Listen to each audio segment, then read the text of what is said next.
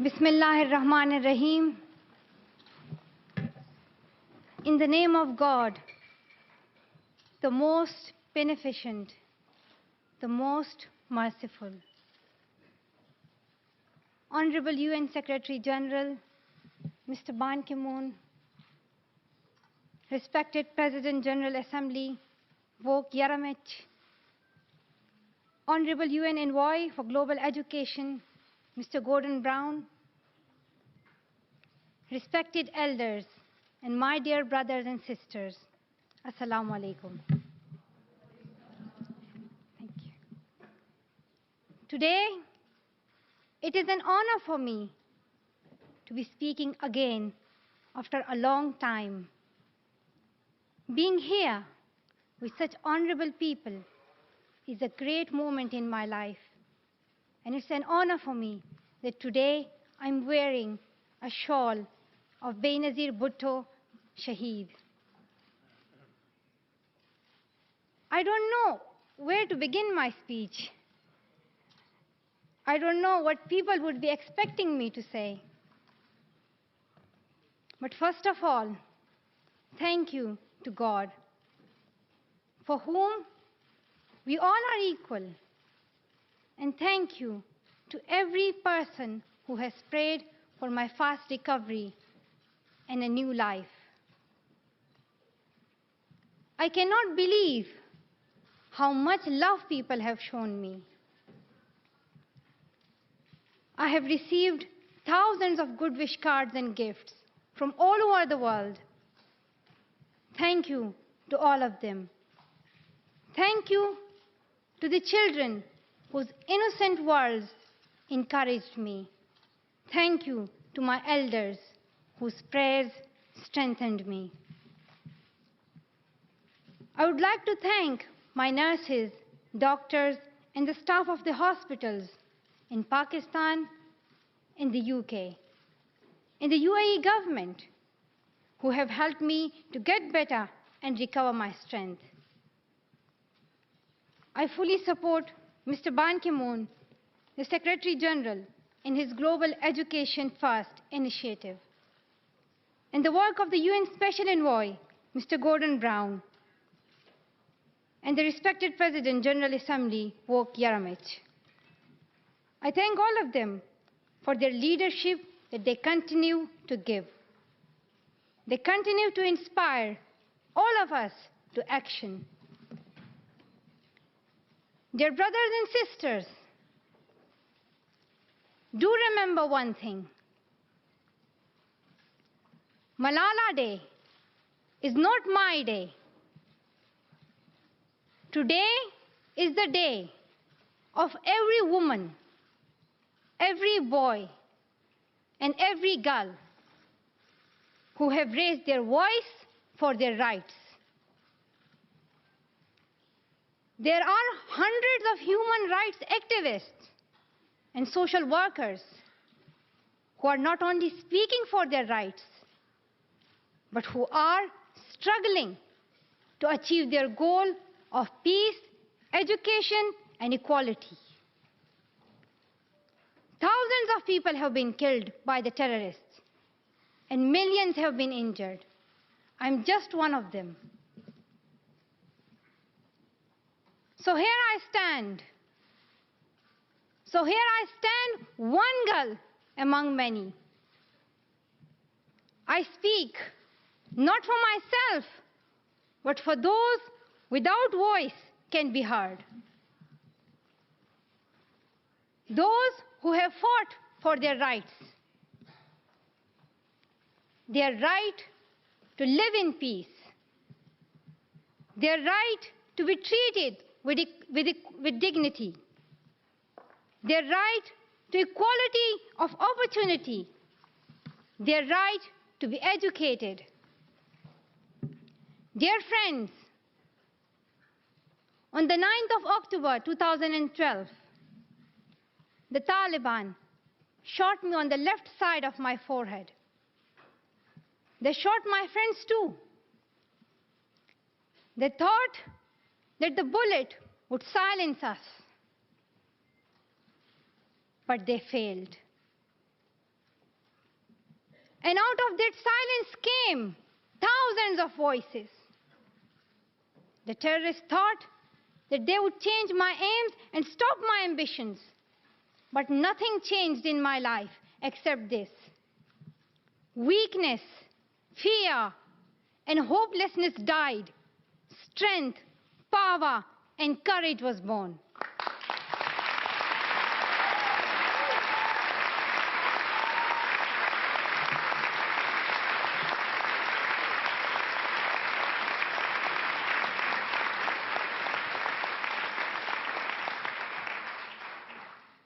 I am the same Malala.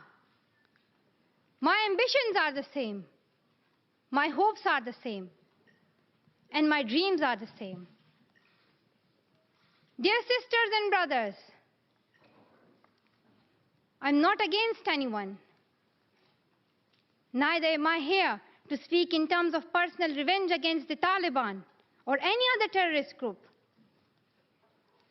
I'm here to speak up for the right of education of every child.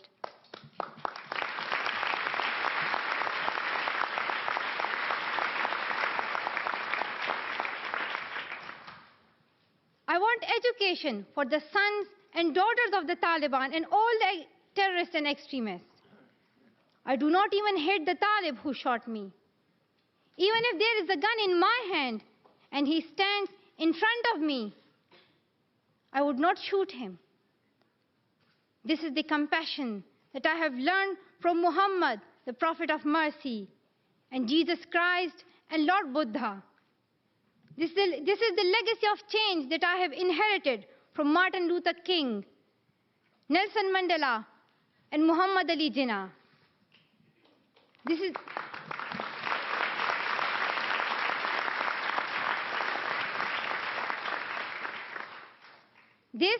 the philosophy of non-violence that I have learned from Gandhiji, Bacha Khan, and Mother Teresa.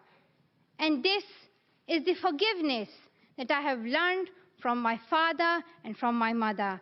And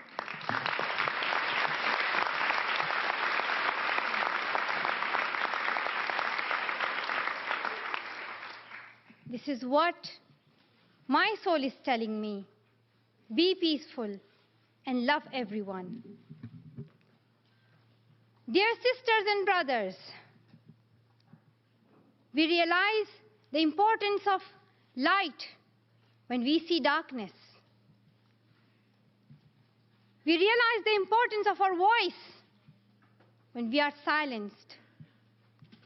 In the same way, when we were in Swat, the north of Pakistan, we realized the importance of pens and books when we saw the guns. The wise saying, "The pen is mightier than sword," was true. The extremists were and they are afraid of books and pens. The power of education frightens them. They are afraid of women. The power of the voice of women frightens them. And that is why they killed 14 innocent students in the recent attack in Quetta. And that is why they killed female teachers and polio workers in Khyber Pakhtunkhwa. That is why they're blasting schools every day, because they were and they are afraid of change, afraid of equality that we will bring into our society. And I remember that there was a boy in our school who was asked by a journalist, "Why are the Taliban against education?" He answered very simply by pointing to his book. He said, "A Talib doesn't know what is written inside this book." They think that God is a tiny little conservative being who would send girls to the hell just because of going to school. The terrorists are misusing the name of Islam and Pashtun society for their own personal benefits.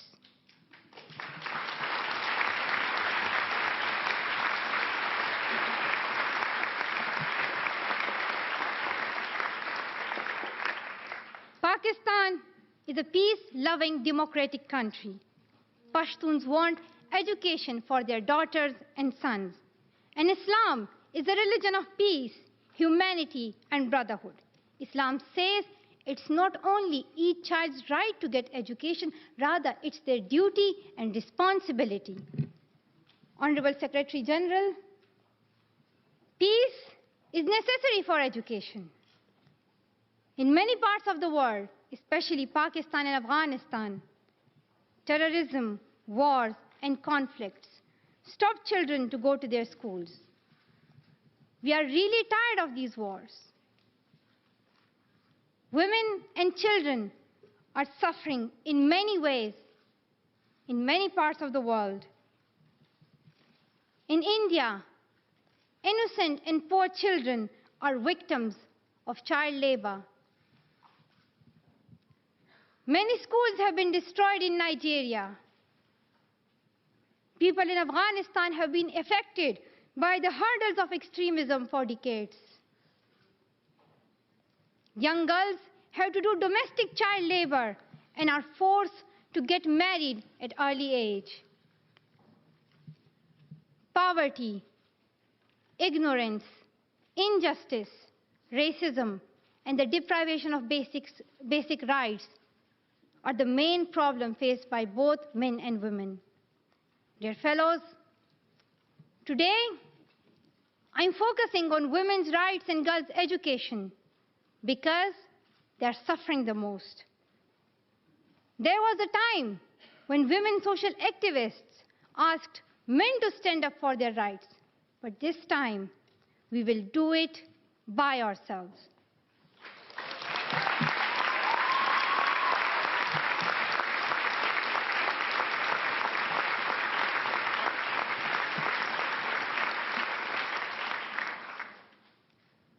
I'm not telling men to step away from speaking for women's rights. Rather, I'm focusing on women to be independent, to fight for themselves. So, dear sisters and brothers, now it's time to speak up. So today, we call upon the world leaders to change their strategic policies in favor of peace and prosperity. We call upon the world leaders that all the peace deals must protect women's and children's rights. A deal that goes against the rights of women is unacceptable.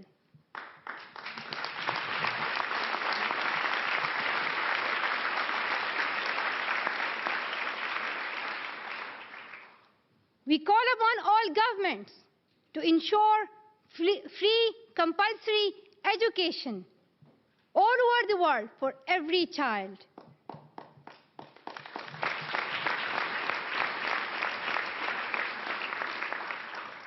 We call upon all the governments to fight against terrorism and violence, to protect children from brutality and harm. We call upon the developed nations to support the expansion of educational opportunities for girls in the developing world. We call upon all the communities to be tolerant,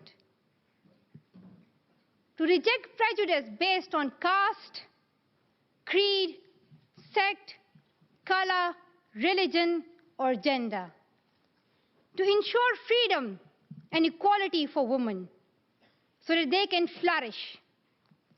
We cannot all succeed when half of us are held back. We call upon our sisters around the world to be brave, to embrace the strength within themselves and realize their full potential.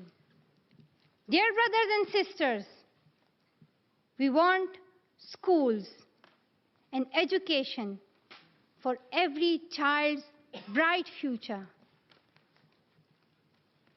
We will continue our journey to our destination of peace and education. No one can stop us. We will speak up for our rights, and we will bring change through our voice. We believe in the power and the strength of our words. Our words can change the whole world because we are all together, united for the cause of education. And if we want to achieve our goal, then let us empower ourselves with the weapon of knowledge. And let us shield ourselves with unity and togetherness. Dear brothers and sisters, we must not forget that millions of people are suffering from poverty, injustice, and ignorance. We must not forget that millions of children are out of their schools. We must not forget that our sisters and brothers are waiting for a bright, peaceful future. So let us wage a global struggle against illiteracy, poverty, and terrorism. Let us pick up our books and our pens. They are our most powerful weapons. One child, one teacher, one book, and one pen can change the world. Education is the only solution. Education first. Thank you.